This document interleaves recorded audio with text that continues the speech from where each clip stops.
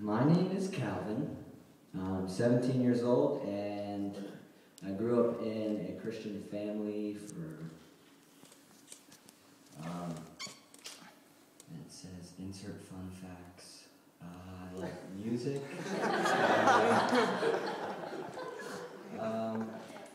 I wish I was good at soccer, like Soccer Man and Casey. And Soccer Man? That is so easy. No one knows who Soccer Man is. I do. What else is fun? I play guitar, which you already know. Anyways, family's really important to me, and what I'm going to be talking about is a trial that split my family apart, and it could have been forever that I wouldn't have a father anymore. So anyways, I'll tell you the story, and we'll take it back a couple years. I thought everything was going great with my life, and I was going to youth group, having a good time, hanging out with friends. And then one night I was just with my parents, and a fight broke out between them. And like every kid, no one likes to hear their parents fight. But that was pretty overwhelming, and I didn't like to hear it, so I left and went up in my room, but of course, I still listened to the whole fight. And the fight escalated, and it upset me extremely. It was mainly most of the comments made were by my father, who seemed to be a completely different man at the time. After the fight had happened, I noticed my dad was packing his bags. Obviously, he was kicked out of the house. Soon, I found out all the reasons for this fight. My dad is what they call a recovered alcoholic or a recovered drug addict. And in this situation, the drugs got the best of him.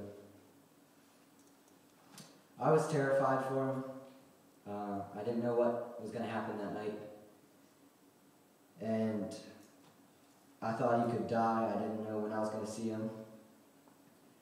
Soon after, all my tears had stopped, and I became angry, but not sure who to blame, my father or my mom. Me and my mom then decided to move out and stay at a close family friend's house.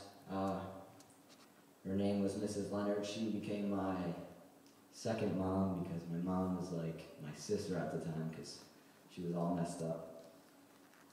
And the thoughts of my dad were haunting me every single night. I got little sleep, and then my anger turned to bitterness. I soon pointed all my fingers towards God because I thought he could stop it. Like, why would he let this happen to me? Like, why couldn't he just never let my dad touch a drug or alcohol or anything like that? Well, soon after, a couple weeks had passed, and I was running out of good-smelling clothing. So I decided we made a decision that we would go back to the house to pick up some clothes. Escorted by the deacons of my church, we walked into the house. Then I noticed my dad passed out face first on his bed.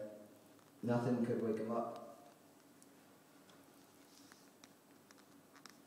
This was sparking my anger.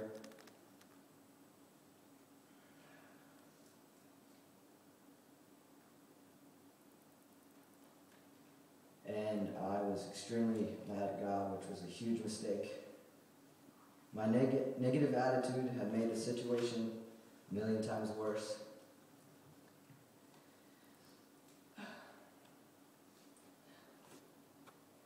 Soon after I realized that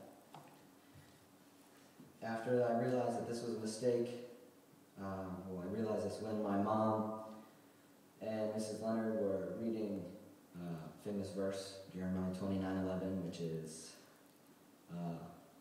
For I know the plans I have for you, declares the Lord, plans to prosper and keep you, not to harm you.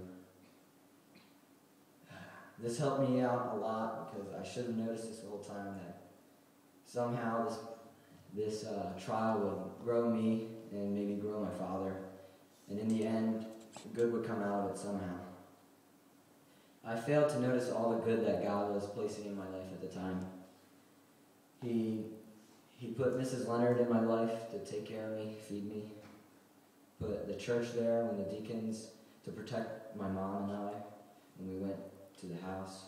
Put my awesome youth pastor, Josh Park, Skeeter, as you may know him, to comfort me and encourage me. He gave my brother the courage and strength to become a father figure to me. Put my friends in there to encourage, and the list will go on and on.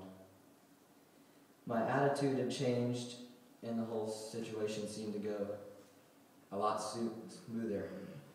After a very long process, my dad decided, he agreed to get professional help. Time had passed, and slowly changes occurred in my father's life. We moved back in, and he's been establishing a better relationship with God that he says he's never had. And through this, my relationship with God has grown also. God's plan was not to harm me, but to grow me and my father. It was a whole lot easier after I decided to trust in him the whole way through. So my advice would be to trust in God through all your trials.